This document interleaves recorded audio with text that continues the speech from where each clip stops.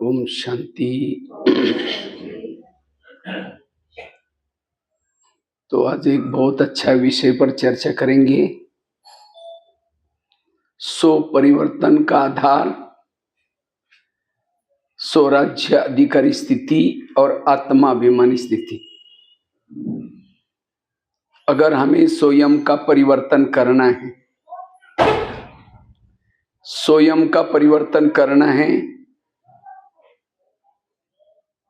या फिर स्वयं का परिवर्तन करना है, उसका आधार है स्वराज्य अधिकारी स्थिति और साथ में आत्माभिमानी स्थिति। ये दो पुरुषार्थ के द्वारा हम स्वयं को परिवर्तन कर सकते हैं। और जिन्होंने स्वयं को परिवर्तन किया वो विश्व परिवर्तन कर सकता है, उसका सत्युग का पद भी ऊंचा हो सकता है। तो ये दो बातों का विशेष हमें पुरुषार्थ करना है। तो स्वयं को परिवर्तन करना मतलब क्या करना? स्वयं को परिवर्तन करना अर्थात हमारी हर इंद्रिया परमात्मा जो श्रीमत देता है उस प्रमाण चलाना।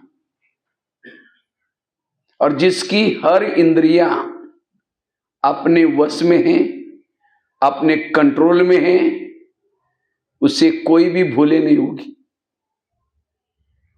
उसका व्यवहार सबको प्रिय होगा। यह है स्व परिवर्तन। और इसी स्व परिवर्तन से भविष्य के क्या बनेंगे? राजा बनेंगे। तो किसको किसको राजा बनना है? हाथ खड़ा करो। किसको किसको बनना? हाथ ऊपर नहीं आ रहे, इतना आ रहे मतलब कुछ विश्वास नहीं है। हाँ, जो सभी को बनना है। लेकिन राजा बनने का आधार क्या है? कहने से हम राजा थोड़ी बनेंगे। राजा बनने के लिए हर इंद्रियों पर शासन चाहिए। तो क्या हमारा हर इंद्रियों पर शासन है? मुख के ऊपर अपना शासन है, आंखों के ऊपर शासन है, और जिसका इंद्रियों पर शासन है वो है भविष्य का राजा। और उसका आधार है आत्माभिमानी स्थिति का पुरुषार्थ। जब तक हम आत्मिक स्वरूप में नहीं टिकते तब तक इंद्रियों पर शासन नहीं होगा। मुझे लगता है रोज की मुरली में बाबा कहते हैं, बच्चे देही अभिमानी बनो, आत्माभिमानी बनो।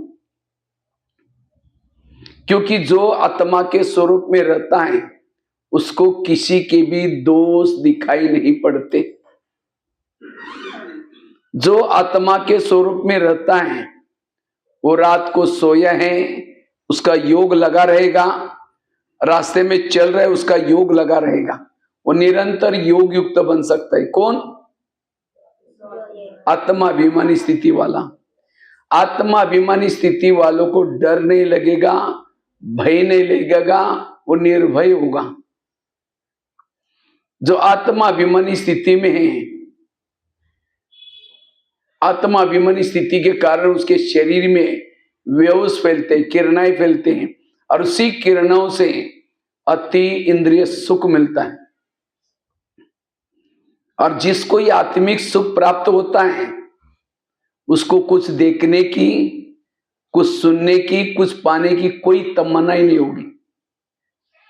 उसके दिल से सदा गीत गाएगा। कौन सा? पाना तासो बालिया, मुझे कुछ नहीं चाहिए। वो भरपूर है, वो संतुष्ट है, वो तृप्त है। उसकी बुद्धि नहीं भटकेगी, मन नहीं भटकेगा, उसकी सारी इंद्रियां उसके वश में रहेगी। जो आत्मा के स्वरूप में रहता है उसके जीवन में दैवी गुण और दैवी शक्तियां रहेगी। कई कहते हैं मुझे सहन ही नहीं होता, कई कहते हैं मेरा योग ही नहीं लगता। उन सब का कारण है देह का मन। सहन करने का पुरुषार्थ नहीं है। जैसे बीज बोया ही नहीं, उसको पानी दिया ही नहीं, वृक्ष आएगा ही नहीं। जब वृक्ष नहीं होगा तो फल भी नहीं लगेगा। इसी तरह जिन्होंने आत्म अभिमानी का बीज बोया ही नहीं, स्मृति का पानी दिया ही नहीं, उसके जीवन रूपी वृक्ष में नम्रता, धैर्यता, सत्यता, ये गुण रूपी फल कैसे लगेंगे? गुणों का पुरुषार्थ नहीं, पुरुषार्थ आत्माभिमानी स्थिति का। इसीलिए बाबा को रोज के मुरली में ये पाठ पक्का करने की रिपीट करता है बाबा, क्योंकि इस ज्ञान मार्ग का सबसे महत्व का लेसन है। पहला लेसन यही, और अंत में हमें बनना क्या है? ये सारा जो 20 का ज्ञान है, ड्रामा का, कर्मों का जो हुआ, ये सारा आत्म अभिमानी बनाने के लिए बाबा ने ज्ञान दिए। इतना सारा ज्ञान है, फिर भी मेरी आत्माभिमानी स्थिति नहीं है। वो ज्ञान केवल शून्यता का ही धारणा में नहीं है।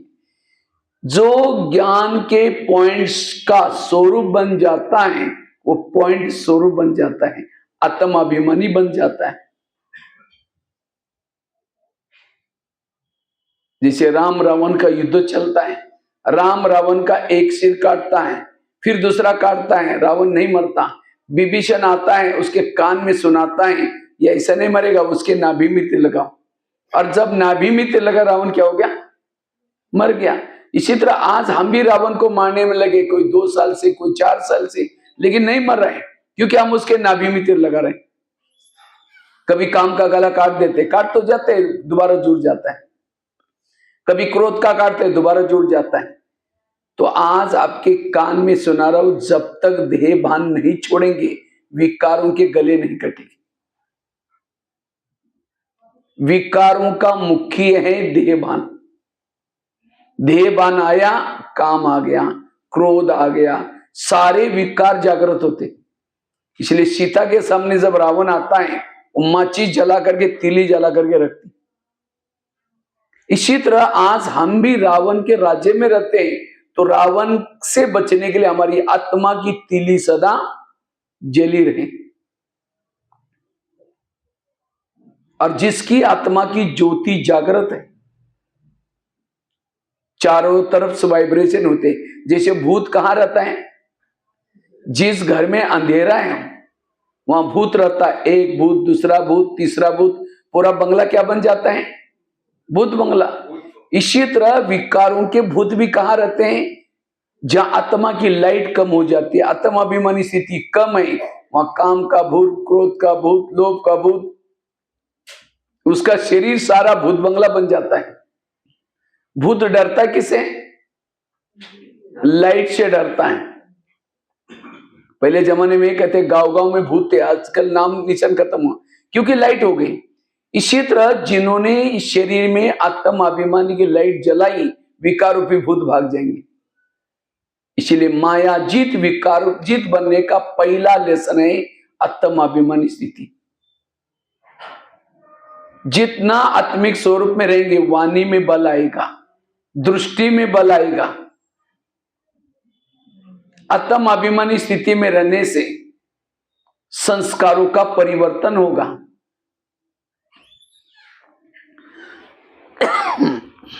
जितना आत्मिक स्थिति में रहेंगे, आत्मिक स्थिति वालों को कोई भी किसी के दोष अवगुण दिखते ही नहीं, सब अच्छे दिखते हैं। एक भाई ने मुझे क्वेश्चन पूछा, कहता भाई साहब, अगर कोई बर्फ के पास जाकर के बैठेगा तो क्या अनुभव होगा? ठंडक का। कमेंट्री करने की जरूरत नहीं, ओहो कितना ठंडा है, कितना, कुछ बोलने की जरूरत नहीं। गरीब हो, अमीर हो, सबको ठंडक होगी। अगर कोई आग के पास जाएगा, आग, तो क्या हो जाएगा? गर्मी का अनुभव होगा। उसके लिए कोई कमेंट्री करने की जरूरत नहीं। इसी तरह कोई सर्वशक्तिवान परमात्मा के पास आकर के कोई बैठेगा तो क्या अनुभव होगा? शक्ति का, शांति का, आनंद का। लेकिन कहता है मैं माउंट आबू में आया था, डायमंड हॉल में गुलजार दादी के तन में बाबा का अवतरण हुआ था, और कहता है मैंने बहनों से बोल करके जुगाड़ लगा करके थोड़ा सा सोफे के नजदीक जगह लिया था, मैंने स्टेज के नजदीक जगह लिया था। 4 घंटा बाबा के पास बैठा, ना कोई शांति का अनुभव, ना सुख का अनुभव, कोई भी अनुभव नहीं हुआ। ऐसा कैसे हो गया? प्रश्न पूछा था। तो मैंने उसको जवाब दिया, अगर कोई आग के पास जाएगा तो क्या होगा? अगर कोई बड़ा सा चुंबक है, चुंबक के सामने लोहे के टुकड़े डाल दो तो क्या हो जाएगा? खींच लेगा। इसका मतलब चुंबक कैसा है? पावरफुल है। लेकिन चुंबक के सामने जो लोहे के टुकड़े डालेंगे, उसको एक बड़ा सा कपड़ा लेकर के, बहुत बड़ा कपड़ा लेकर के उसके अंदर लपेट लपेट लपेट करके डाल दो तो क्या होगा? खींचेगा? नहीं खींचेगा। चुंबक खराब है, चुंबक अच्छा है, लेकिन हमने उस लोहे के टुकड़े को किसमें डाला है? कपड़े के अंदर लपेटा है। इसी तरह बाबा भी एक चुंबक है, सर्वशक्तिवान है, लेकिन बाबा के सामने अगर देह भान के कपड़े के अंदर लपेट करके बैठोगे, कोई अनुभव नहीं होगा। बाबा के सामने बैठना है, आत्म अभिमानी होकर के बैठो। चाहे स्टेज पर है, उसको भी कोई अनुभव नहीं होगा। अगर देह भान में चलता है, कोई अनुभव नहीं होगा। एक गीत है ना, यही कही बाबा नजर नहीं आते। किसको नजर नहीं आते? देह भान वालों को परमात्मा नजर नहीं आता। और आजकल जो अव्यक्त बाबा का मिलन है, कौन सा है? अव्यक्त मिलन है। और अव्यक्त मिलन मनाने के लिए स्थिति चाहिए, अव्यक्त आत्मिक स्थिति, अशरीरी विधेय स्थिति। जो अशरीरी विधेय में है, वो हर पल जिधर भी देखो तू ही तू दिखाई पड़ेगा, एक परमात्मा ही नजर आएगा। जो खुद को भूल जाता है, खुदा उसको भूल जाता है। दादी जानकी जी हर क्लास में कहती थी, मैं कौन और मेरा कौन। इसलिए अभी भी समय है, ये पहला लेसन पक्का करो, अन्यथा अंत में आने वाले पेपर्स में फेल हो जाएंगे। एक सेकंड का पेपर होगा, और उसी सेकंड के पेपर में हमारा पेपर क्या होगा? इस शरीर से अलग अनुभव करना। अगर अनुभव नहीं करेंगे तो दुख का, दर्द का अनुभव होगा। इसीलिए आत्म अभिमानी स्थिति का पुरुषार्थ ये सबसे महत्व का पुरुषार्थ है। एक बार ऐसे में गुलजार दादी के पास गया था, दादी को कहा कि दादी जी आप लोग आज तक क्या पुरुषार्थ करते हैं आजकल? तो दादी कहते हैं, मैं अशरीरी बनने का अभ्यास करते हूँ। मेरे सामने कोई भी आ जाए, वो शरीर का भान भूल जाए। देखो, दादियों ने भी अंत तक यही पुरुषार्थ किया। पुरुषार्थ, पुरुष मतलब क्या? आत्मा, रथ मतलब शरीर, पुरुषार्थ मतलब हमने शरीर से अलग समझना। कई कहते हैं ना, आजकल मेरा पुरुषार्थ ढीला चल रहा है। पुरुषार्थ ढीला मतलब क्या? मैं आजकल देह भान में हूं, इसीलिए मेरे जीवन में विघ्न और समस्या आ रहे। इसका भाव ये हुआ। पुरुषार्थ तीव्र करना अर्थात रात भर जाग करके बैठना, मोहनी बाबा बन करके बैठना, ये नहीं। पुरुषार्थ तीव्र मतलब निरंतर आत्म अभिमानी स्थिति में रहना। इसलिए आत्म अभिमानी स्थिति का पुरुषार्थ, अशरीरी बनने का पुरुषार्थ, जो आत्म अभिमानी स्थिति में रहता है उससे भूले नहीं होगी, उसे कोई भी भूले नहीं होगी। इतना ही नहीं, उसने जो भूले किए हैं, विकर्म किए हैं, विनाश होने की प्रक्रिया चलती रहेगी। आत्म अभिमानी स्थिति वाला भले कुछ सेवा नहीं कर रहे हैं, लेकिन उसके खड़े रहने से, चलने से भी सेवा हो रही है, क्योंकि वाइब्रेशन फैल रहे हैं। लेकिन ये आत्म अभिमानी स्थिति को हम सदा निरंतर बनाए कैसे? उसके लिए करे क्या? ब्रह्मा बाबा ने, मुझे लगता है, और कोई पुरुषार्थ नहीं किया। बाबा ने दो बातों का पुरुषार्थ किया। सब जागृत होकर सुन रहे हैं ना? बीच बीच में ताली भी बजाना। मैं देख रहा कोई ऐसा कर रहा है, कोई ये क्या है? अरे मैं तो इतना 2 घंटा लेक्चर खड़े खड़े करके आया, मेरे को थकना चाहिए। अब थकन जो सुनने वाली थकान कर रही है, क्या है? जागृत होकर के सुनो, तो एक्टिव होकर के सुनो। नहीं तो माया कहते अच्छा, ये पहला पाठ पका करने के लिए मैं थोड़ा आलस और अलबेलेपन की संजीवनी बूटी सुंगाती। इसलिए क्लास में कोई बात अच्छी लगी तो ताली जरूर बजाना। ताली बजाने के लिए कोई जीएसटी नहीं है, फ्री में बजा सकते। ठीक है, एक्टिव होकर के सुनना। सुनने वाले अगर ऐसे है तो फिर मेरे से अच्छी शब्द थोड़ी निकलेगी। ठीक है, एक एक मेरा तो एक एक के ऊपर नजर, क्योंकि मैं बच्चों को भी पढ़ाता ना।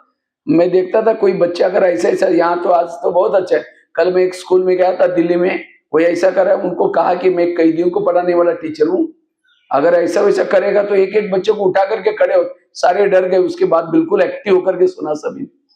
इसलिए आप लोग भी थोड़ा सा एक्टिव होकर के, कोई भी नींद नहीं करना है, नहीं तो लगता है क्या जबरदस्ती दे रहे हैं। हाँ, तो बता रहा था आत्म अभिमानी बनने के लिए हम क्या क्या पुरुषार्थ करें, क्या करें जो मेरे आत्मा का दीपक सदा जागृत रहे। आत्म अभिमानी बनने के लिए सबसे पहली धारणा है पवित्रता की। अगर आपके पास पवित्रता नहीं है, आप एक पांव पर खड़े होकर के आत्माओं करते रहो, सिर दर्द हो जाएगा, आत्मा का अनुभव नहीं होगा।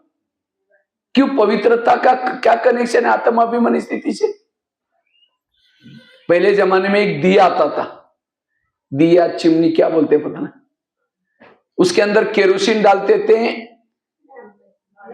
लैंप भी बोलते, केरोसिन डालते थे और उसको क्या करते थे, माचिस लगाते थे, फ्लेम जलती थी और उसमें सारा कारोबार घर का होता था, खाना बनाना, जो भी कुछ करना।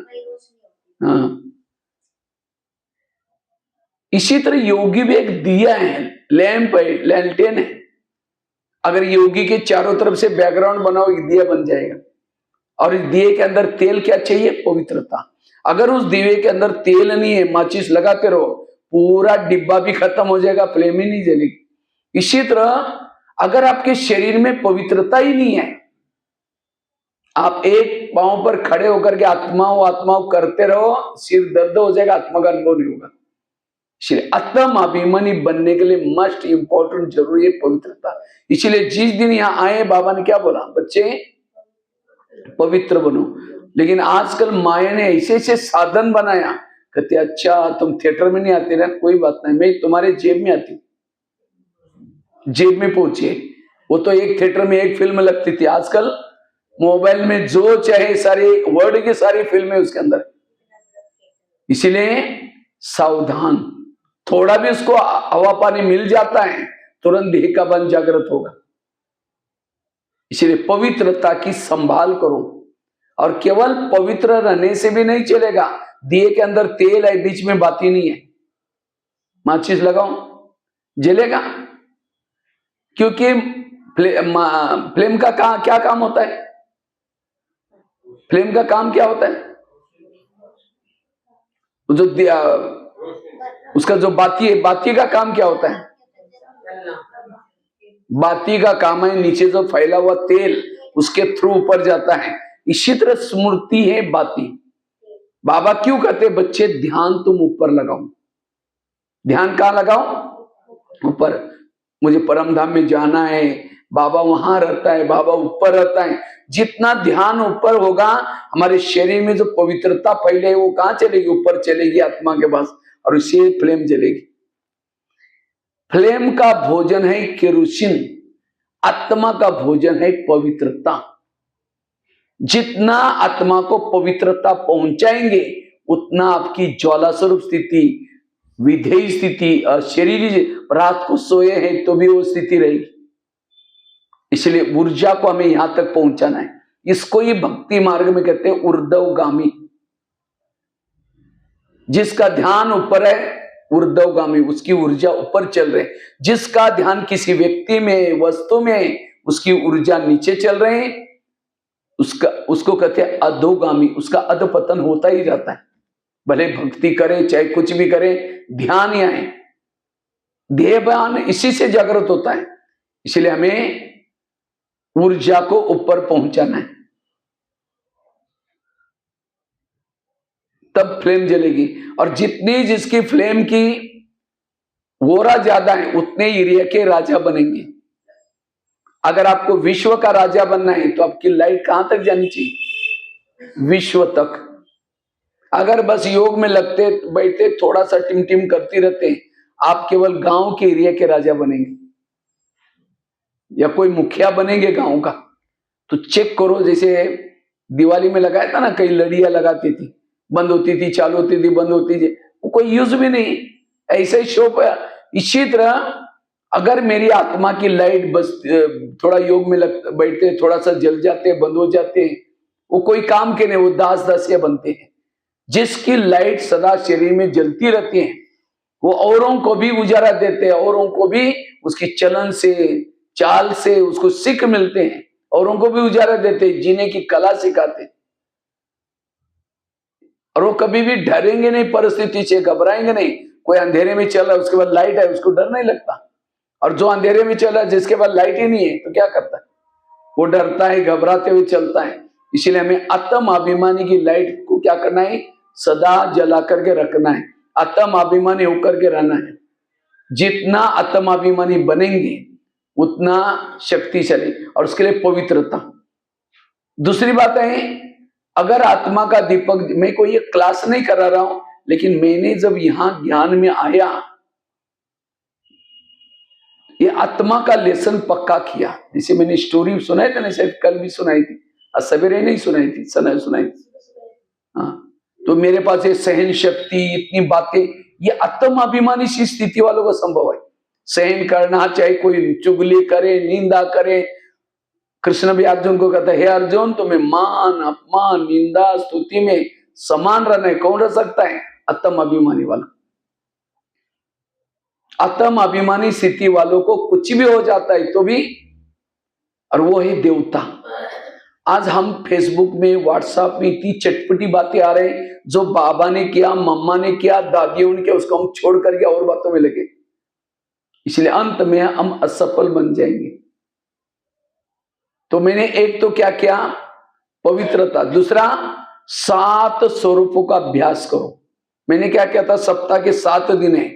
सोमवार के दिन आनंद स्वरूप, शांत स्वरूप, मंगलवार के दिन आनंद स्वरूप, बुधवार के दिन शक्ति स्वरूप, एक दिन प्रेम स्वरूप। एक एक गुणों का अभ्यास किया। ये 7 गुणों को जितना बढ़ाएंगे उतनी आपकी स्थिति क्या बनेगी? आत्म अभिमानी बनेगी। ये 7 गुणों की कमी यही देहभान है। तीसरी चीज है, अगर आत्म अभिमानी बनना चाहते हो, उसके लिए निरहंकारी बनो।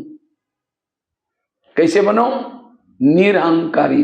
अगर कोई कलाओं का, विशेषताओं का अभिमान आए, ये माता थोड़ा पीछे बैठ जाएंगे तो अच्छा है, तो पीछे बोले, पूरा नींद ही करे, पीछे बैठो, पीछे लास्ट में जाके पूरा, ये माता जी पूरी नींद ही कर। हाँ, पीछे लास्ट में बैठो तो अच्छा है, तो यहाँ, क्योंकि पूरा मैं देख रहा हूँ तो सबसे पहले बैठे तो नींद पूरा कर।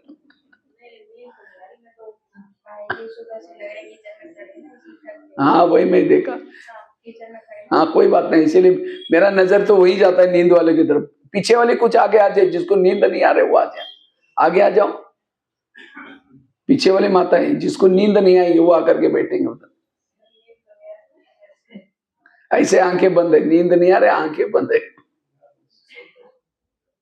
तो तीसरी चीज है, अगर हमें आत्माभिमानी बनना है तो क्या करो? निरहंकारी बनो। कोई भी बात का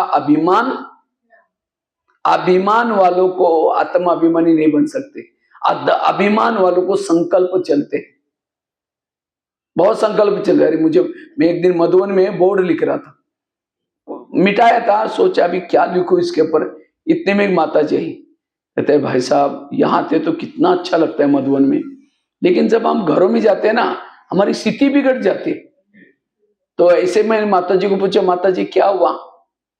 कहते क्या है, हमारे शहर में शुरू में जब सेंटर आया था, बहनें आई थी, उस समय कोई सेंटर नहीं था, कुछ नहीं था। हमारा बहुत बड़ा घर है, उसमें अंदर रह रहे, घर में रहे। हमने बहुत सहयोग किया, बहनों को जैसे बेटियों जैसे पाला। लेकिन जब धीरे धीरे सेवाई बढ़ती गई, बहनों ने दूसरा सेंटर लिया, उसमें भी हमने काफी सहयोग किया। दूसरा जब सेंटर में गए, अभी तो विस्तार हो गया, हमको बहनें पूछती।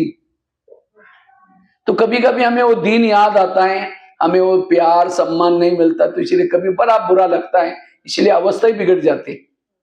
और रियल माता नहीं सुनाए, क्योंकि विस्तार होने के बाद पुराने वालों को थोड़ा इतना कहाँ ध्यान रखें। तो इसलिए कहा कि मेरी स्थिति बहुत बिगड़ जाती है। कभी कभी हमें लगता था कि हम इनको ये किया, लेकिन कभी हमको इतना ये नहीं करते। मैंने एक शब्द कहा कि माता जी, हमने कहा बाबा तो पूछता है ना आपको, 4 पेज की मुरली रोज भेजता है, मीठे बच्चे, याद प्यार, नमस्ते रोज पूछता है, अमृत वाला उठाता है, हर पल साथ में दिल में बैठा है। हाँ कहते बाबा तो पूछता है। तो मैंने कहा जिसको भगवान पूछे उसको कोई देहदारी पूछे ना पूछे क्या फर्क पड़ सकता है। कहता हाँ ये तो सही बात है, थैंक यू करके चली गई। तो मैंने बोर्ड मिटा करके उसमें टाइटल लिखा, जरा सोचो जिसको स्वयं भगवान पूछता है वो कुछ उसको कोई पूछे ना पूछे क्या फर्क पड़ सकता है। जिसने स्वयं भगवान को देखा उसको दुनिया की कोई चीजें देखने की क्या आवश्यकता है। जिसके दिल में स्वयं भगवान बैठा है उसके दिल में और किसी की क्या आवश्यकता है। जिसने भगवान के महावाक्य सुने उसको क्या सुनने की क्या जरूरत है। बहुत अच्छा पूरा बोर्ड भर गया। इसलिए बाबा मिला, अब मुझे कुछ नहीं चाहिए। ये पूछ पूछ की पूछ, और पूछ वाले लोग कहां होते हैं त्रेता युग में। जितने भी राम के साथ भगत है सबको पीछे से पूछे।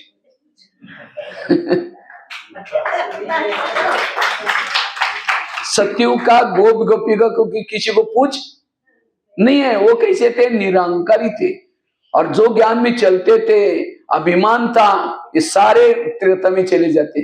तो सत्युग में जाना है त्रेता में जाना है। तो इसलिए मैंपन के पूछ को काट लो, नहीं तो देवी फिर द्वापर युग में क्या हो जाएगा, आपकी पूजा तो होगी लेकिन देवी क्या मांग रहे, मैं मांग रहे, बकरे वाली देवी बन जाएंगी फिर। कई देवियों को बकरा काटना पड़ता है तब खुश हो जाते। क्यों, उसने मैंपन संगम में नहीं छोड़ा था, इसलिए वो मांगेगी भी मैंपन ही। इसलिए जैसा देव वैसी पूजा हो जाते हैं। इसलिए अभिमान कभी भी ना। बाबा कभी कभी कहते हैं मेरे अच्छे अच्छे बच्चे थे, बहुत अच्छे ज्ञान योग करते थे, लेकिन आज है नहीं, चले गए। क्यों गए, उनको अभिमान आया। इसलिए कभी भी ये मैंपन, और जो निरहंकारी है, कई माताओं को अगर कहा कि माता जी थोड़ा पोछा लगाने का काम करो ना, थोड़ा कहेगी बहन जी हम इतने बड़े घर के, अगर यहाँ सेंटर पर पोछा लगाए, अगर कोई हमारा देख लेगा हमारे गली वाला तो हमको क्या बोलेगा। इसलिए हमारा थोड़ा पोस्ट पोजीशन थोड़ा देख करके सेवा देना, ये भी क्या है, ये भी अभिमान है। आज बाबा ने दादियों से अभिमान को छुड़ाने के लिए क्या क्या किया। पतीले साफ कराया, मोची का काम दिया था निर्मल शांता दादी जी। हाँ, ये ऐसी सी सेवा दिया था। ये सेवा से हमारा अभिमान टूट जाता है। ब्रह्मा बाबा एक बार गोबर के उपले लगा रहे थे, गोबर के उपले वो लेकर के दीवार पर उसी से खाना बनता था। तो एक बार एक दादी जी आई, तो बाबा ने उस समय निकर पहनी थी, बनियान पहना था, और सिर में भी कुछ लपेटा था गमछा जैसा। तो दादिया कहते बाबा एक वीआईपी आया है और आपको मिलना चाहता है, संस्था के संस्थापक को। बाबा कहते हैं बच्चे को यहीं भेज दो। तो कहा कि बाबा ऐसे ड्रेस में आप क्या कहेगा, संस्था का संस्थापक ऐसा है, नहीं नहीं बच्चे को यहीं भेज दो। बाबा तो निरंकारी थे, तो कहा कि बच्चे को यहीं भेजो। जब दादी बार बार बोल रहे थे भेज दिया। जैसे बाबा को देखा, वो क्या देखता है वीआईपी, एक विष्णु चतुर्भुज खड़ा है, हाथ में चक्र घूम रहे हैं, एक हाथ में पद्म है, एक हाथ में गदा है, एक हाथ में शंख है। कुछ समय के बाद क्या देखता है, विष्णु बुजुर्ग व्यक्ति गोबर का उपला घुमा रहा है। एक तरफ देखता है विष्णु चतुर्भुज, एक तरफ देखता है। तब समझ गया कि ये बुजुर्ग कोई साधारण नहीं, विष्णु चतुर्भुज है। उनके चरणों में झुक करके पूरा परिवार के साथ में समर्पित हो गया। ये है निरहंकारी। इसीलिए बाबा कहते बच्चे निरहंकारी बनो। जितना आप निरहंकारी बनेंगे आपकी आत्मिक स्थिति बनेगी, आत्म अभिमानी बनेंगे। तो निरहंकारी बनने का पुरुषार्थ करना है। इसलिए कराने वाला करा रहा है, बाबा करा रहा है, मैं निमित्त हूं, ये भान सदा हमारा बना रहे। इसलिए आत्म अभिमानी बनने के लिए निरहंकारी। कितनी बातें हो गई, सबका ध्यान, सबकी ड्यूटी नहीं लगी भाई। ड्यूटी इधर है सुनने की, ड्यूटी उधर नहीं, कौन आए। तो पहली बात कौन सी सुनाई, पवित्रता की धारणा। दूसरी बात कौन सी सुनाई, 7 स्वरूपों का अभ्यास। तीसरी बात कौन सी सुनाई, निरहंकारी बनना।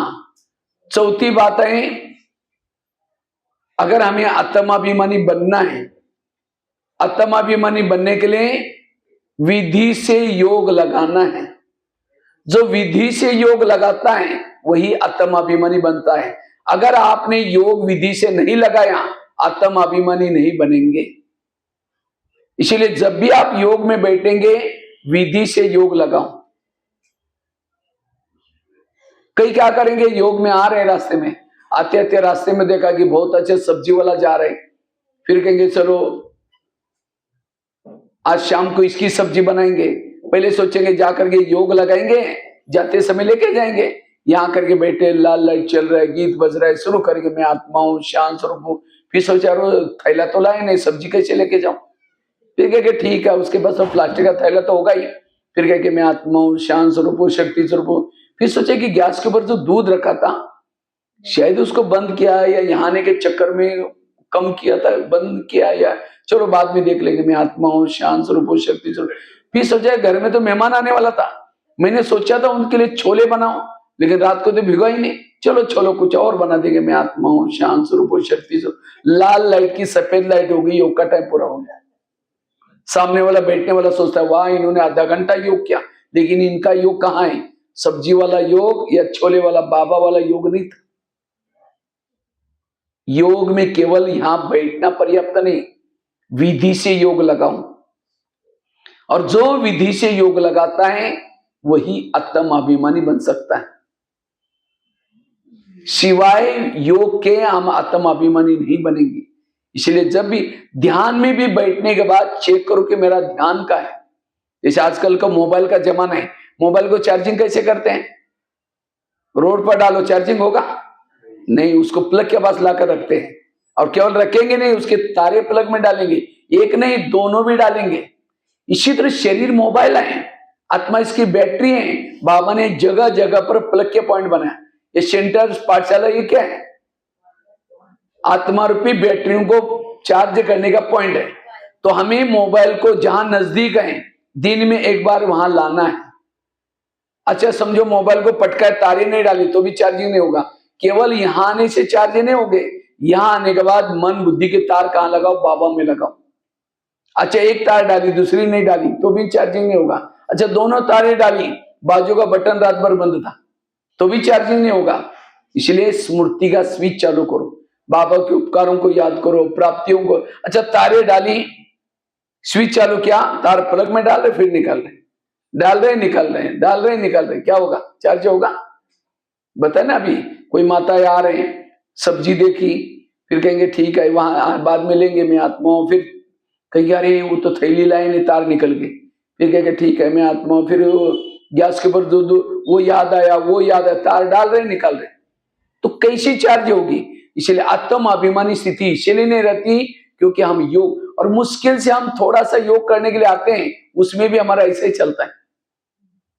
इसलिए विधि से योग लगाना, रोज का योग 2-3 घंटा तो कम से कम होना चाहिए बैठ कर। अमृत वाला 1 घंटा, क्लास के पहले आधा घंटा, नुमा शाम का योग,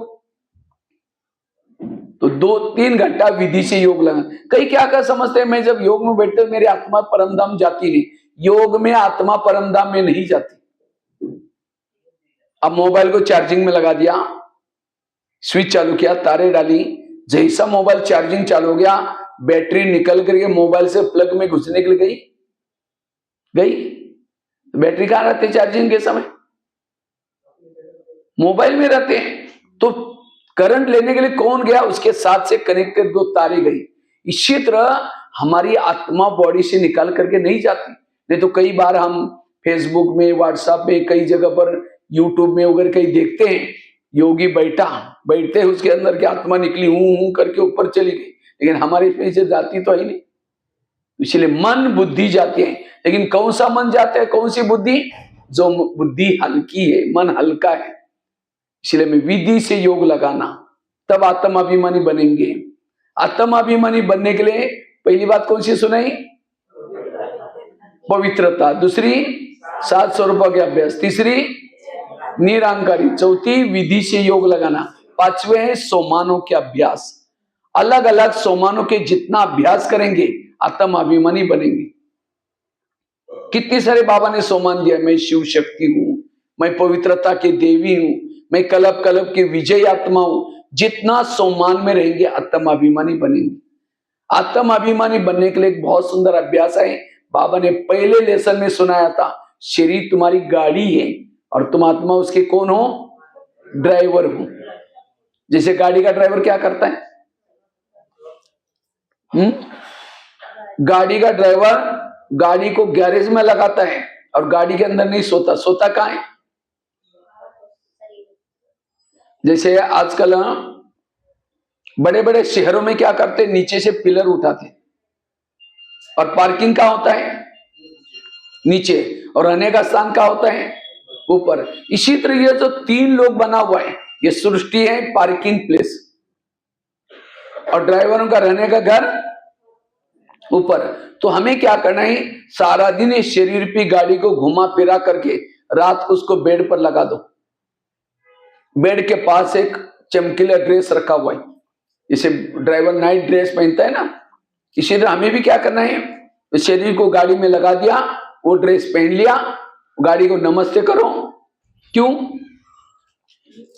84 जन्म में बहुत गाड़ियां मिली, लेकिन इस जैसी गाड़ी, इसीलिए नमस्ते करके उसके बाद अच्छी तरह ढक करके ऊपर जाओ। जैसे वो ड्राइवर सीढ़ी से लिफ्ट से आता है, बेल बजाता है, तो हमें भी क्या करना है? अव्यक्त तोतन की बेल बजाई, ब्रह्मा माँ को समाचार सुनाया और फिर बाबा से दृष्टि लेकर के बाबा की गोदी में सो जाओ। तो सवेरे कौन याद आएगा? बाबा। तो अमृत वाला अच्छी होगी, फिर नीचे आओ, सारा दिन आत्मिक स्थिति रहेगी। और जो आत्मिक स्थिति में है उसकी सारी इंद्रियां उसके वश में रहेगी। एक राजा था, बहुत फेमस था, लेकिन उस राजा के पास एक बार एक सन्यासी गया। उसने देखा ये राजा फेमस क्यों है, मशहूर क्यों है। देखा कि राजा रोज सवेरे उठता है, हर एक के पास जाता है, गुड मॉर्निंग, कैसे हो, क्या हो, सबकी पूछताछ करता है। तब समझ में कि राजा मशहूर है। कुछ साल के बाद क्या पता चला, वही राजा कंगाल हो गया। उसको लगा ये कैसे हो गया। दोबारा वो सन्यासी गया, राजा की दिनचर्या देखी, लेकिन उसको कुछ पता नहीं चला। लेकिन क्या देखा, पहले जब आया था ये रोज सवेरे जल्दी उठता था, हर एक के पास जाता था, गुड मॉर्निंग, कैसे हो। और राजा अच्छा होने के कारण प्रजा भी सब अलर्ट थी। लेकिन जब दोबारा क्या देखा, राजा आराम से सोया पड़ा हुआ है। राजा सोने के कारण उसके महल में चोर घुसते थे, क्योंकि राजा सोया, मंत्री भी ढेला डाला, प्रजा भी आपस में लड़ती हैं, तो चोर लूट करके लेके जाता था। वो सन्यासी को पता चला, अच्छा ये कंगाली का कारण है। तो राजा के पास एक दिन जाता है, कहता है राजन, आपके इस महल के पास एक हंस आता है, रोज सवेरे सवेरे जल्दी आता है, अगर आप उसको देखने के लिए उठो तो आप सारे संसार में मशहूर हो जाएंगे। तो राजा कहता है हाँ मुझे भी मशहूर होना है। कहता है हंस को देखना पड़ेगा। कहता है राजन वो हंस बहुत जल्दी आता है। कहता है कोई बात नहीं, मैं पहले उठता था ना, अभी उठूंगा। तो राजा क्या करता है, दूसरे दिन से हंस को देखने के लिए उठता है, सभी तरफ चक्कर लगाता है। तो रोज की तरह चोर आए थे, तो चोरों ने देखा रे राजा तो चक्कर लगा रहे हैं, भाग गए। दूसरी दिन आए, फिर देखा राजा चक्कर लगा रहे हैं। धीरे धीरे चोरों ने आना क्या क्या बंद किया। अब धीरे धीरे राजा की प्रगति हो गई। जब राजा उठता था, मंत्री भी अलर्ट हो गए, प्रजा भी अलर्ट हो गई, सारे सब राज्यकारोबार अच्छा होने लगा। फिर वही सन्यासी एक बार गया, कहा कि राजन आपने हंस को देखा? कहते हंस को तो नहीं देखा, लेकिन मेरी राजाई बहुत अच्छी होगी। राजा ने कहा यही मैंने आपको युक्ति बताई थी, आज आप ऐसे रोज उठा करो, आपका राज्यकारोबार अच्छा चलेगा। ये कहानी किसी की नहीं, हमारी अपनी। हम भी राजा थे, सतयुग त्रेता में आत्मा जागृत थी, लेकिन धीरे धीरे आत्मा राजा सो गया और इस राजा में क्या हो गया, विकार रूपी चोर घुस गए। काम, क्रोध, लोभ, मोह, ये 5 चोर घुस गए और पूरा कंगाल कर दिया। इसीलिए बाबा आकर के देखता है ये राजा इतना अच्छा था, इसको क्या हुआ। तो बाबा आकर के युक्ति बताता, क्या, तुम्हारे शरीर पे महल के चारों तरफ से एक फरिश्ता आता है, ब्रह्मा के तन में शिव बाप आता है, उसको देखने के लिए उठो। अगर बाबा को देखने के लिए उठेंगे, याद करेंगे, आत्मिक स्थिति बनेगी और चोर आना बंद हो जाएगा। जब आप देखो अमृत वेला अच्छी करो, आत्मिक स्थिति है, जिस दिन आपकी आत्मिक स्थिति है आपको कोई विकार अच्छे नहीं लगते, कोई भी विकार के वश आप हो गए ही नहीं। इसलिए अमृत वेला अगर राज्य ही लेनी है, अमृत वेला बड़ा महत्व का है। अगर भविष्य के राजा बनना है, सभी ने हाथ खड़ा किया था, हम राजा बनने वाले, दोबारा एक बार करो। बहुत अच्छा। लेकिन राजा कौन बन सकता है? जैसे मन को कहा कि मन तुम परम धाम में जाना, लेकिन मन कहीं मार्केट में चला गया, कैसे राजा बनेगा? राजा बनने का आधार है स्वराज्य अधिकारी स्थिति। भविष्य में राजा कौन बनेगा, दासी कौन बनेगी, साहूकार कौन बनेगा, सिस्टम है। कोई ब्रह्मा कुमारी के ज्ञान में चलता है, धन से सेवा नहीं करता, ज्ञान दूसरों को नहीं सुनाता, इंद्रियों के भी अधीन है, ऐसी आत्मा का भविष्य क्या है? दास दासी। दास दासी वो बनते जो जीवन में उदास रहते, और उदास कौन होता है? जो इंद्रियों के अधीन है। जो इंद्रियों के अधीन है उसको कभी भी खुशी, हारा हुआ कभी भी खुश नहीं रह सकता। क्यों हारता है? क्योंकि इंद्रियों के अधीन है। और कोई ज्ञान में चलता है, धन से सेवा करता है, ज्ञान दूसरों को सुनाता है, लेकिन इंद्रियों के अधीन है, वो क्या बनता है? साहूकार बनता है। साहूकार क्यों बना? क्योंकि धन से सेवा की थी, ज्ञान भी दूसरों को सुनाया था, इसलिए क्या बना? साहूकार। और कोई ज्ञान में चलता है, ना धन से सेवा करता है, ना ज्ञान दूसरों को सुनाता है, लेकिन इतना गुप्त पुरुषार्थ कर रहे हैं, इंद्रियों पर शासन है उसका, तो क्या बनता है? राजा। राजा तो बनता है लेकिन कंगाल राजा बनता है। राजा बनेगा लेकिन कैसा? क्योंकि संगम युग में उसने ना धन सेवा में लगाया था, ना ज्ञान की दूसरों को सुनाया था। उसको लगता है मुझे अपना स्थिति बनानी है, बस और कुछ नहीं करना। स्थिति बनाता है, इंद्रियों पर जीत प्राप्त करता है, राजा तो बना लेकिन कंगाल राजा। कोई ज्ञान में चलता है, धन से सेवा करता है, ज्ञान दूसरों को सुनाता है, इंद्रियों पर भी शासन है, वो है संपन्न राजा। तो चेक करो आपकी खुद की गाड़ी कौन से ट्रैक पर चल रही। हाथ खड़ा किया था, हम राजा बनने वाले हैं, तो क्या इंद्रियों पर शासन है? योग में बैठते आंखें बंद हो गई, कोई पर चिंतन सुना रहा और क्या? मुख से वेरत बोल रहे हैं, कैसे राजा बनेंगे? कोई मोबाइल में गलत चीजें देखता है, उस समय बंद नहीं होती, उस समय टिक टिक करके देखते रहते। इसलिए बाबा कहते हैं चैरिटी बिगिंस एट होम। आप अपने घर को सुधारो। घर मतलब लौकिक नहीं, ये शरीर आत्मा का घर है। तो क्या इस घर में रहने वाले सब ज्ञान में चलते हैं? आंखें ज्ञान में चलती हैं? अगर आंखें ज्ञान में चलती तो योग के समय बंद क्यों होती? आंखें बंद होने के कई कारण है, नींद आने के कई कारण है। एक तो कोई दवाई अगर लेता है, क्योंकि आजकल दवाई में नशीली चीजें डाली जाती, तब भी आंखें बंद हो जाती। आप देखो मेरा खुद का कारण क्या है। दूसरी बात है, आंखें उसकी बंद हो जाती हैं जो कोई श्रीमत का उल्लंघन करता है। जो श्रीमत का उल्लंघन करता है, योग में बैठेगा तो उसके आंखें सामने नहीं होगी, नींद करेगा। जैसे बच्चा जब गलत काम करता है, माँ ने उसको समझाया तुम ये नहीं करना, ये नहीं करना, लेकिन माँ के सामने आता है, बच्चा क्या करता है? ऐसा करके चलेगा। माँ समझ जाती है कि नीचे सिर है, मतलब इसने गलत काम कर क्या है। इसी तरह जब योग में बैठते हैं, हम ऐसे नहीं बैठ रहे, मतलब मैंने श्रीमत का उल्लंघन किया, तब आंखें बंद होती हैं। तीसरी, आंखें उसकी बंद हो जाते हैं जिसके ऊपर बहुत जन्मों का विकर्मों का बोझ है। उसके विकर्म खत्म नहीं हुए, किसी के सिर पर एक बड़ा सा बोझ रखो तो क्या होगा? सिर ऐसा होगा। ये भी कि नहीं। चौथी बात है, आंखें उसकी बंद हो जाती है जो ज्यादा सोचता है, टेंशन में रहता है, निगेटिव सोचता है, उसको भी नींद आती है, उसका मन थक जाता है। जिसका मन ही थक गया, पूरा बॉडी ही थक गई। आंखें उसकी बंद हो जाते हैं जो शरीर को रेस्ट नहीं देता, क्योंकि हर शरीर को रेस्ट के लिए कुछ समय होता है। लेकिन मैं तो सोचता हूं जिसका मन एक्टिव है, बुद्धि एक्टिव है, उसको 1 घंटा भी सो गया तो भी नींद की आवश्यकता नहीं। आज हम लोग तो रात को 11-12 बजे सो जाते हैं। रात को तो मैं कितना 3-2:30-3 बजे उठ गया कि योग करना सोच, और दिन में भी थोड़ी हम लोग रेस्ट किया।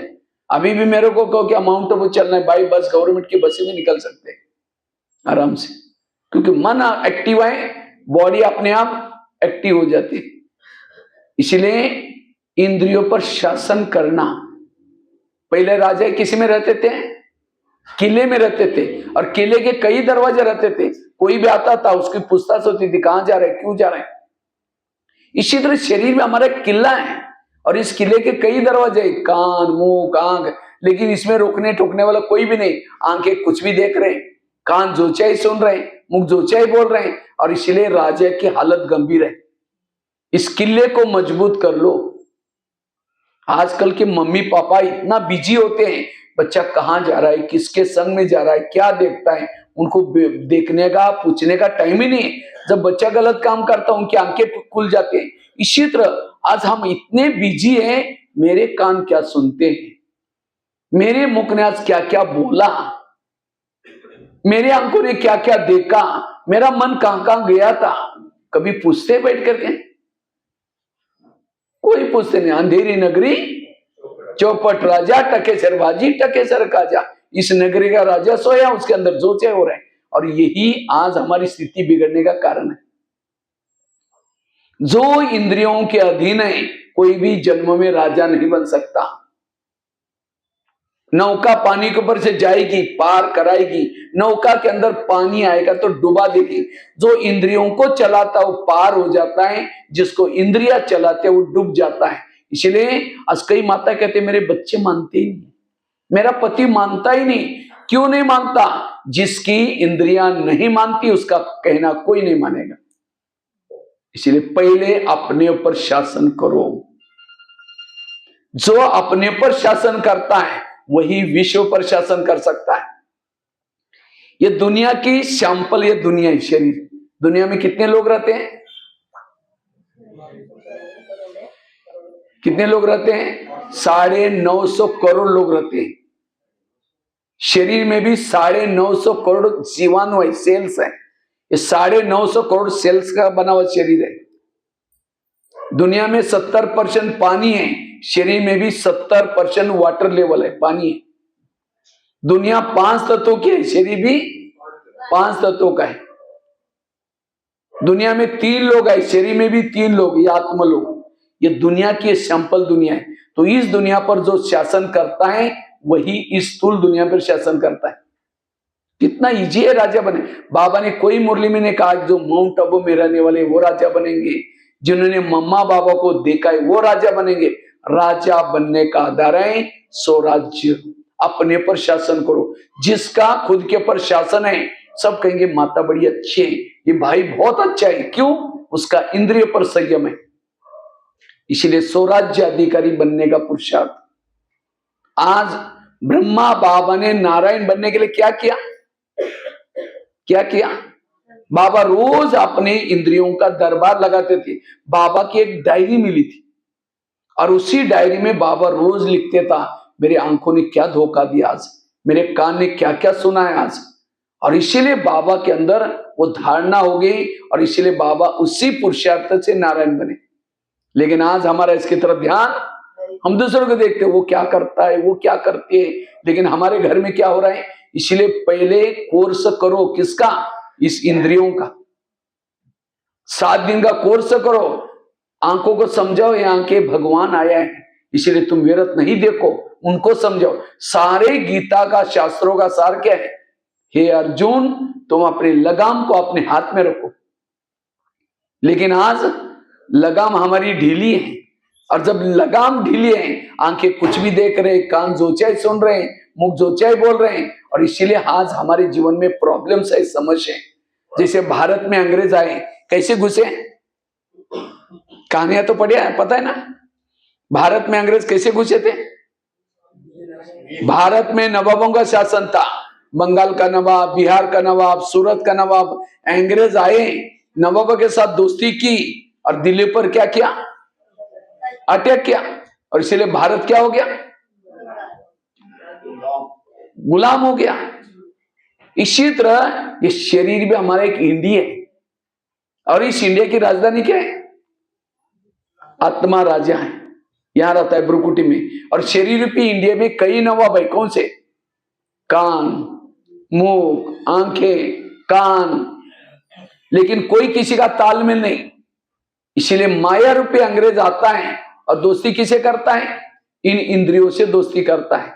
आंखों, कान के साथ दोस्ती की, मुख के साथ दोस्ती की, आंखों के साथ दोस्ती की, फिर आत्मा के ऊपर अटैक किया। और इसीलिए आज हमारा शरीर रूपी देश गुलाम है, और जो खुद गुलाम है वो दूसरों को स्वतंत्र कैसे कर सकता है। इसलिए स्वराज्य अधिकारी बनना जरूरी है, और जो स्वराज्य अधिकारी है वही दूसरों पर शासन कर सकता। जिसका अपने इंद्रियों पर शासन है उसके वाणी में बल होगा, उसके दृष्टि में बल होगा। अंधा पीस रहा है और कुत्ता बैठ करके खा रहे हैं। अंधे को क्या लगता है, मैंने बहुत पीसा, लेकिन उसको क्या पता कि कुत्ते ने सारा खा लिया है। इसी तरह आज हम क्या करते, थोड़ी सी मुरली सुन ली, अमृतोला किया, और सारा दिन आंखों ने गलत देख लिया, मुख ने गलत बोल दिया, कानों ने गलत सुन लिया, जितना कमाया था खत्म। और हम कहते मैं तो बहुत ज्यादा से ज्ञान में चलता हूं, मैं ये करता हूं, वो करता हूं। अरे तुम ज्ञान में चलते हो, लेकिन ज्ञान तुम्हारे में कितना चलता है, धारणा कितने में। इसलिए कई माताएं जब क्लास से जाते हैं घरों में, माता क्या, वो कई घर वाले क्या बोलते हैं, मुसीबत आ गई। अभी तक उसके अंदर कोई बदलाव नहीं आया। क्यों नहीं आया, इंद्रियों पर संयम। इसलिए कृष्ण जब रथ में आता है पहले घोड़ों को प्यार करता है, थपथपाता है। क्यों, अगर घोड़े जाकर के दूल्हे के सामने गिर जाएंगे तो क्या हो जाएगी, पराजय हो जाएगी। इसीलिए हमें भी इस युद्ध के मैदान में विजयी बनना है, काम क्रोध के ऊपर जीत प्राप्त करनी है। घोड़े का सहयोग चाहिए। कौन से घोड़े, इंद्रियों का सहयोग चाहिए। जब अमृत वाला करते, ऊपर से आते हैं अमृत वाला करके, नहाते धोते अपने घोड़ों से प्यार करो। हे कान, तुम कोई ऐसी चीजें आज ना सुनना जो मेरा सिर झुक जाए। हे आंखें, तुम कोई ऐसी चीजें ना देखना मेरा सिर झुक जाए। हे मुख, हर इंद्रिया आपकी हितैषी चाहिए। प्रधानमंत्री दिल्ली में शांति में कब बैठेंगे, जब उसके पार्टी के सारे लोग अपनी अपनी ड्यूटी एक्यूरेट करते हैं। एक ने गलत काम किया, उनकी नींद फिट जाएगी।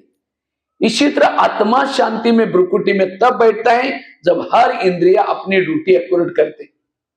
कान ने गलत सुन लिया, मुख ने गलत बोल दिया, आत्मा शांति में नहीं रह सकता। इसलिए विघ्न 4 हैं।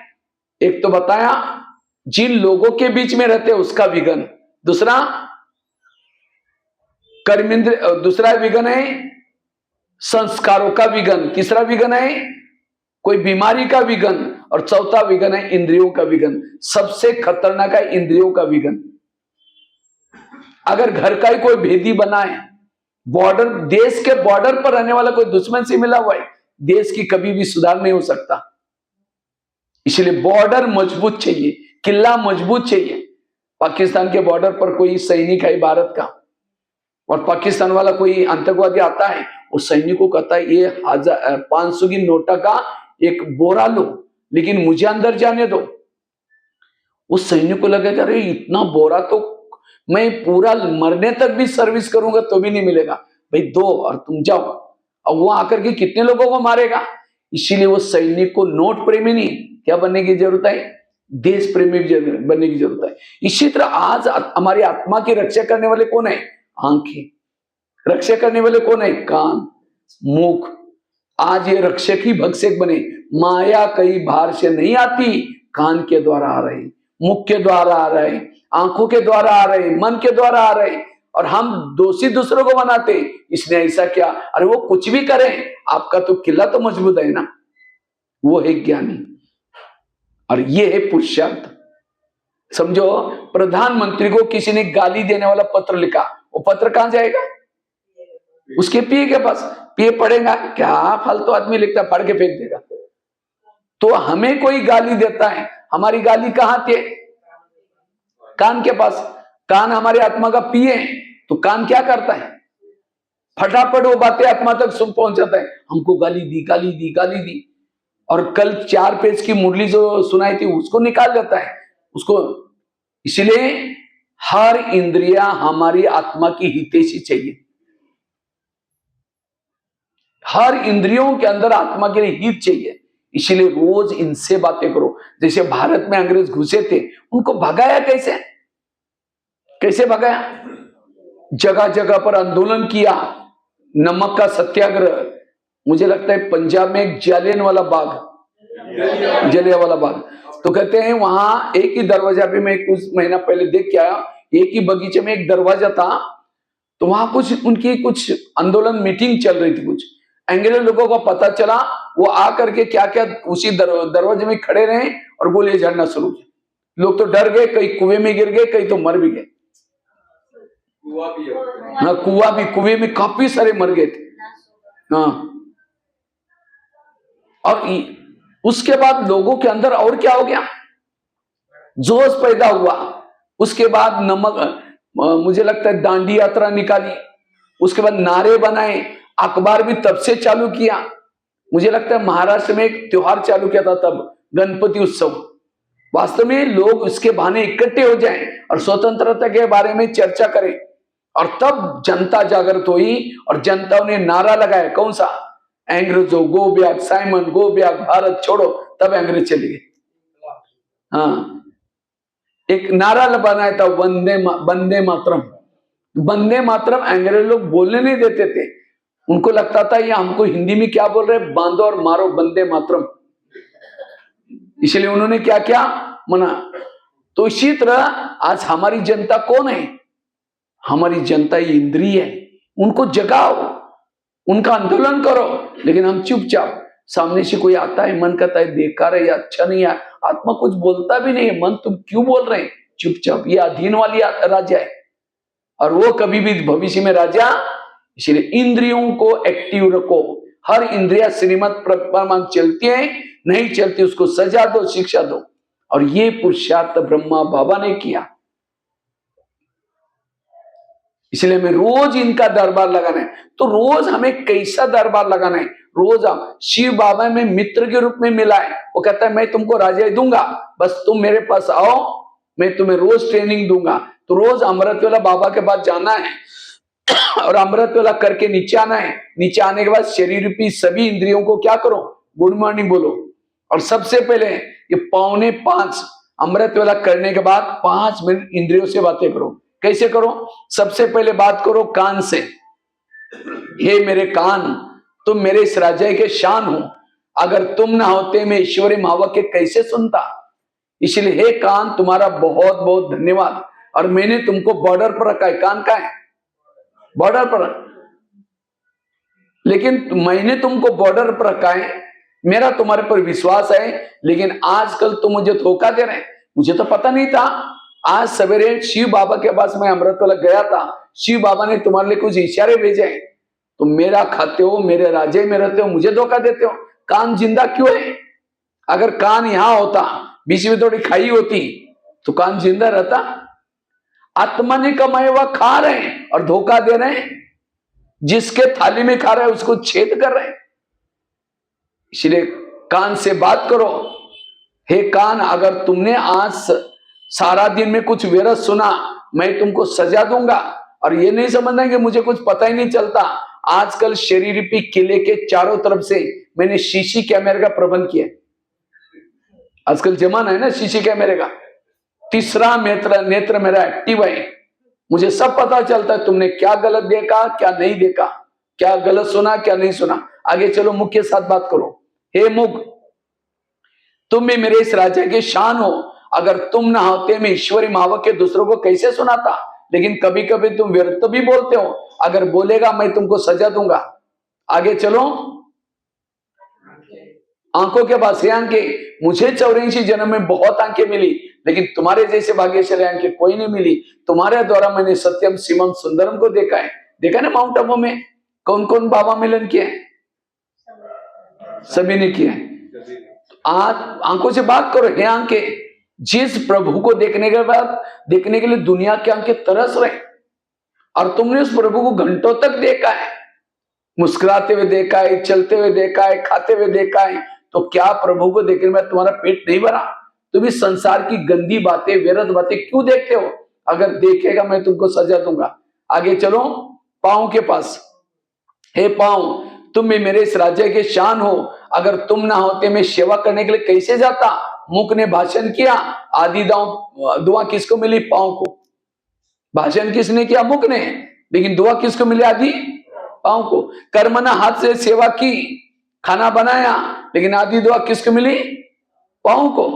क्योंकि पांव क्या करता है? घुटने के ऊपर पूरा शरीर को उठा के लेके आता है। इसलिए कोई भी व्यक्ति घर में आता है, उसके चरण छूते हैं, चरण तुम्हारा धन्यवाद। लेकिन कभी कभी चरण क्या करते हैं? परचिंतन करने के लिए लेके जाते हैं। परचिंतन क्या? मुख ने सुना, कान ने, आधा पाप किसके पर चढ़ा? अगर पांव कहता नहीं नहीं मैं राजा का करता हूं, राजा के लिए ईमानदार हूं, तुमको जाना है तुम जाओ, मैं नहीं जाऊंगा, तो मुंह कहेगा तुम नहीं आएगा, मेरा काम रुकेगा, मैं जा रहा हूं, निकल करके अकेला जाएगा। लेके कौन गया?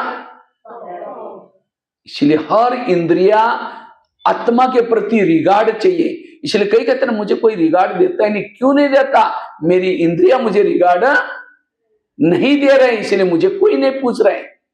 इसलिए पहले इसको सुधारो, दुनिया बदल जाएगी। और आज यहां आए अपने आप को बदलने के लिए, लेकिन आज आए थे हरि भजन करने के लिए, उठने लगे देवता बनने के लिए। केवल मुरली सुन ली, सफेद ड्रेस पहन लिया, बैज पहन लिया, देवता बनेंगे? नहीं, देवता तो बनेंगे लेकिन पद ऊंचा नहीं होगा। इसलिए यह है परिवर्तन का आधार। इसे संस्कार बदलेंगे, व्यवहार बदलेगा, आपके जीवन में गुण शक्ति आएगी।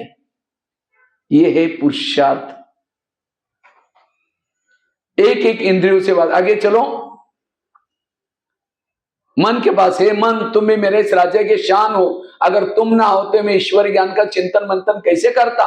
लेकिन कभी कभी तुम व्यर्थों को भी चिंतन करते हो, करेगा मैं तुमको सजा दूंगा। आगे चलो बुद्धि के पास। है बुद्धि, मैंने सभी इंद्रियों से चुन करके तुमको मंत्री बनाया। बुद्धि कौन है? कौन सा मंत्री? गृह मंत्री है, होम मिनिस्टर है। सारे होम का कारोबार किसके पास है? लेकिन हे बुद्धि, मैंने तुमको मंत्री बनाया, लेकिन आजकल तुम मुझे धोखा दे रहे हैं। मुझे तो पता नहीं था। मैंने परम हितैषी शिव बाबा के पास गया था, शिव बाबा ने तुम्हारे लिए कुछ